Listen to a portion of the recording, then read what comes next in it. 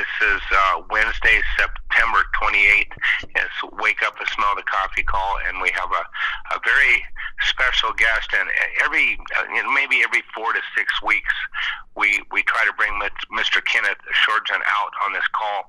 And I really want to cover his credentials. He writes a daily blog online, and it's called The Daily Economist.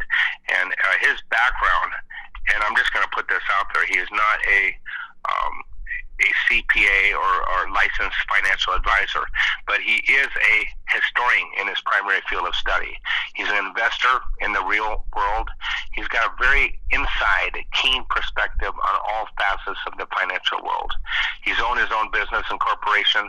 He's been an investor in many different markets, such as securities, real estate, currency trading, international trust, and his desire is to provide you with the true understanding of markets and the economy, and I'm talking on a global basis. He's going to give you information that will help you make your own decisions in these troubling and quite often fascinating times. You're going to see things as they happen. And he's been very, very accurate over the last year as far as what he sees coming at us. And a lot of people have been talking about September 30th. And there's actually experts out there that are talking like something is going to happen in the stock market, and it's got something to do with the new reserve currency coming out. So I'm just going to go ahead and bring Kenneth out. Kenneth, you've been really studying this strongly what's going to happen here in the next short term and basically not so short term. So maybe the rest of the year. So with that said, Kenneth Schortgen Jr., it's all yours. Okay, well, September 30th, for people who've either been catching up on what's potentially going to happen financially, is that on September 30th, the Chinese yuan gets accepted into the IMF's SDR basket of currencies. This is the first new currency added in over a decade. What it's going to do is it's going to help internationalize the yuan, as China is the second largest economy and the number one production in industrial economy in the world. So what it's going to do is it's going to give the potential for countries to start bypassing the dollar and start doing trade in the yuan, because it's going to be a recognized and globally accepted currency. The other thing that they're going to do, I believe on October 1st, is they're going to start selling SDRs. And the SDR is just called a special drawing right. It's a global currency by the IMF that is the equivalent of, say, the dollar, the pound, the euro, only it's made up of a basket of different currencies rather than just one. And the SDR is also going to allow countries to bypass the dollar and to go ahead and use this SDR in global trade settlement. Now, the significance of this, of course, is that unfortunately for the rest of the world, the U.S. has been using the dollar in recent times as in economic warfare. The trade sanctions against Russia, the sanctions against Iran, the way that they can threaten banks with these fines, cutting them off from the SWIFT system and being able to buy dollars. This is causing a lot of nations around the world to try to find an alternative. And the United States is based on, our entire system is based on the fact that we can print dollars and that other countries are forced to buy dollars.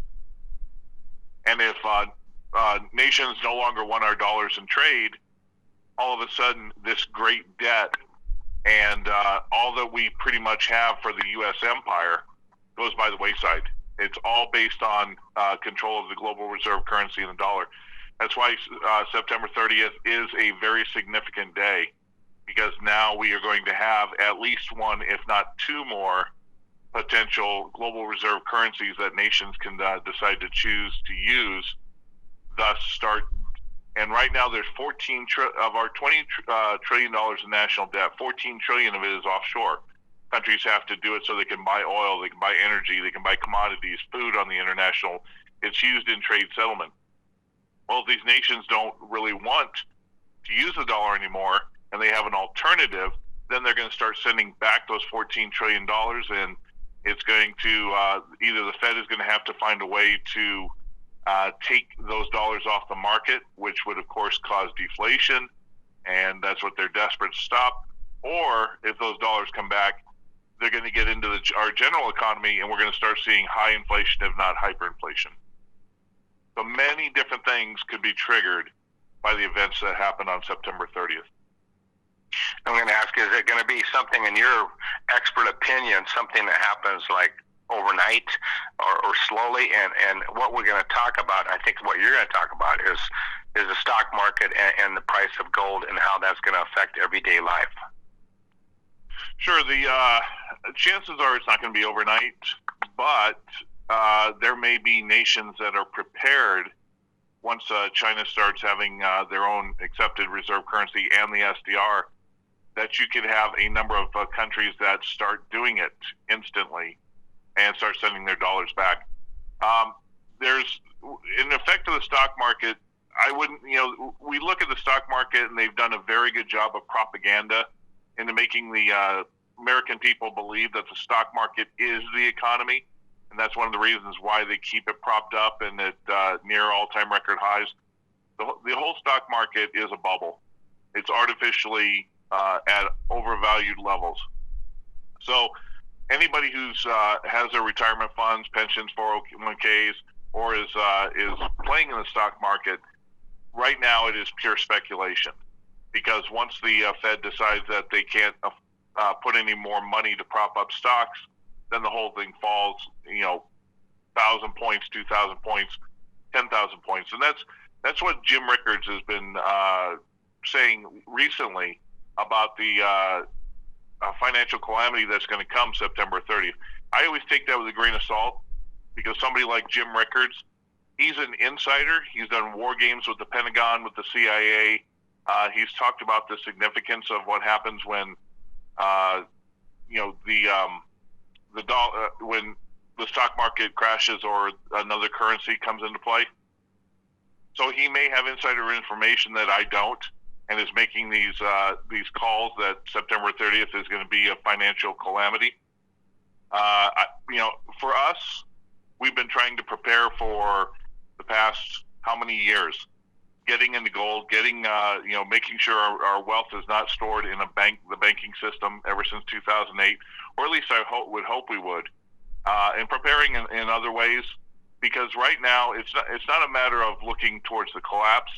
For us who buy gold, it's looking towards the next global financial system and how to prepare to move into it and to keep our standard of living. And I got to ask you, gold-backed currency, is China going to come out with that? And there's speculation on that, and I would like to hear what you've got to say about that. Yeah, China's ultimate goal is to allow the dollar to be rejected, to start internationalizing the yuan, to bring out this SDR. One of the things that the head of the Chinese Gold Association said over the past month is that their goal is that not only will they have currency such as the dollar, the pound, the yuan, the yen, and the euro in the SDR, but they want to put in a sixth one. They want gold to be part of the SDR.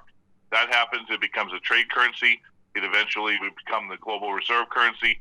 And then China wants to start bringing back a return to the gold standard, where either gold is the foundation of all trade settlement, or nations decide they want to go back to a gold currency, both for international trade and for domestic use. The United States and Europe has relied on flawed ideological, what's known as Keynesian economics, that doesn't believe that capital is how you grow economies, but credit, debt. And the only way they can do that is they cannot afford to be on a gold standard, because gold limits their ability to print money. So unfortunately for us in the West, we're going to be the last to join in with this, because our entire monetary system now is based on, over the past generation, is based on the continuous creation of debt. And gold does not, gold is like the antithesis of credit and debt. So How it's going to affect us? First, it's going to be through isolation. All China has to do is, you know what, we don't accept your dollars anymore. We're not going to export to you. We're not going to do trade with you. If that happens, since we probably right now do 75 to 80% of our imports from China, and that includes even food, much less all of our other things, that you could see in the United States and in Europe a instantaneous, that would be one of the black swans that would be an instantaneous dropping us to a second or third world country status, because we don't create anything anymore. We have to import everything, and as long as we have the dollar to do this, then we have the standard of living we have. Once China and the rest of the world say we don't want your dollars and we're not going to do trade with you, then the jig is up, and the U.S. is going to have to hopefully find some store of gold to be able to put up as reserve. Or one of the thoughts about this is that we're going to start selling our infrastructure and a lot of our land to the Chinese, and they're going to build their businesses here in the United States because we're going to become the new cheap labor. And I got to ask you, banks and 0% interest and even sub-zero, can we talk about that? A lot of people feel like, hey, I've got a great savings account. I trust my bank. I've got a bunch of cash in there. Can you address that? Yeah, in the United States, we haven't gone to negative interest rates yet. That's a phenomenon so far of the European Central Bank dealing with its major banks, with Switzerland, who's doing it. But we are starting to see negative interest rates go in Germany. There are 15 trillion euros worth of bonds around the world that are negative. For those who don't understand negative interest rates, it's the exact opposite of if you had an interest rate. When back in the day when we had a savings account, we would get maybe a 0.25% to 1.5% interest for holding the money, because they use that in loans for cars, mortgages, etc. Now they no longer need to do that. They can go to the Fed and they can borrow money at 0% interest, and then they can lend it out for cars, mortgages, student loans at 3, 4, 7%. They don't need our money anymore. So we've become a liability. And the negative interest rates, what that is all about, is that the central banks have destroyed the economic system so badly that we are now, as a consumerist society, if people don't spend money, then the whole system implodes.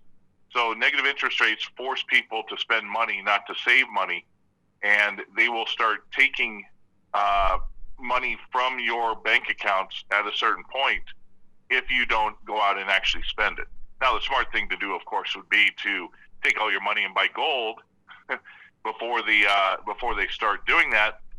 But in America, we only have 1% of the entire population who owns even a gram of gold or silver. So there will be the necessity for a major wake-up call, and the problem for all those other 99% of the people is the world right now is in a massive gold and silver shortage. There's not going to be enough. And once you start seeing that critical mass of 1%, 3%, 5% of the people finally waking up and realizing that the banking system no longer functions, they're going to be scrambling for whatever scrap of gold and silver that they can find, and it's going to drive the price to, phenomenal, skyrocket it up to all of these projections of $5,000, $15,000, $50,000 an ounce. Amazing. You know that Karatbars is coming out with cash gold. They've got it, and actually Harold Seitz is coming back, I believe, to New York in 3 weeks.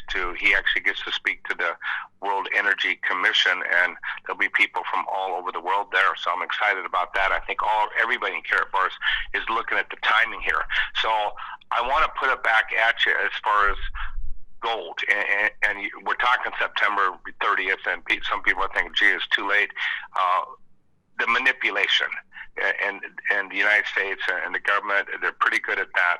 Can we talk about manipulation and how much time we really have to move over to gold? Yeah, In all honesty, the clock has been ticking, and think of it as a soccer game. In a soccer game, you have 90 minutes, but they keep the clock running, and then they have what is called extra time, and that's for things like injuries or out of bounds, et cetera, et cetera. Only the officials know how much of that extra time there is. So players will continue to play after the 90 minutes, but instantly at any time, whether it's 30 seconds, whether it's 4 minutes or 10 minutes, the official blows the whistle and it's done. We are no longer in the 90 minutes where you have where you understand and know the time frame. We are in extra time, which means that they can blow the whistle on the system at any given time. The significant thing about it is like I said, the U.S. is built on the dollar, the petrodollar, the whole system. We had, in 1973, we nearly had the destruction of the U.S. economy when the oil embargo came about, and that required us to go and make a deal with Saudi Arabia to do the petrodollar. We nearly had another, collapse in 2008 when the entire banking system came down. Well, guess what? That's happening again right now. Germany, the Eurozone's largest economy, their largest bank, the third largest bank in Europe, Deutsche Bank, has a liquidity crisis that is worse than Lehman Brothers by about a factor of 10.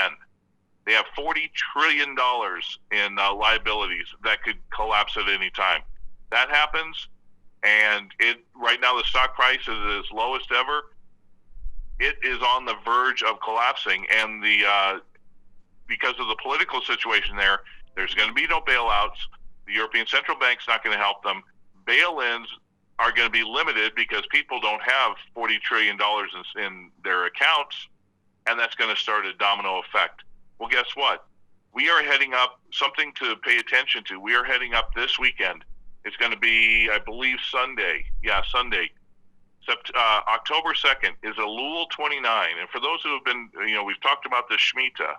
We've talked about the Jubilee year on some of these conference calls. October 2nd is Elul 29. Well, guess what? Elul 29 throughout history has been the day, the absolute day of many of the calamities we've had. September 11th, 2001, the attacks on the World Trade Center, that was Elul 29. September 29th, 2008, the stock market crash of 777 points, that was on Elul 29. We had Elul 29 affect the 87 stock market crash, the 1938, the 1973 oil crisis took place on that day. So we're coming up on the day of which many economic and financial calamities have taken place. Did Deutsche Bank happen over the weekend? Well, if we remember 2008, Bear Stearns and Lehman Brothers were collapsed on a Friday night, and the bailout was by Monday morning. So they do these things on weekends. The European markets will open before the U.S. markets do Monday morning. So we shall know if things are going to start going there. You can't try to wait for an event and then, hopefully run to your bank and say, okay, I'll get my money out now, or I'll, go ahead and do this. No, when the event happens, it's going to be way too late. We are in extra time in that game. And if you haven't either started or gotten your goal of how much gold you want, then, when the stuff hits the fan, there's not much more we can say. So the words I'm getting are get gold now.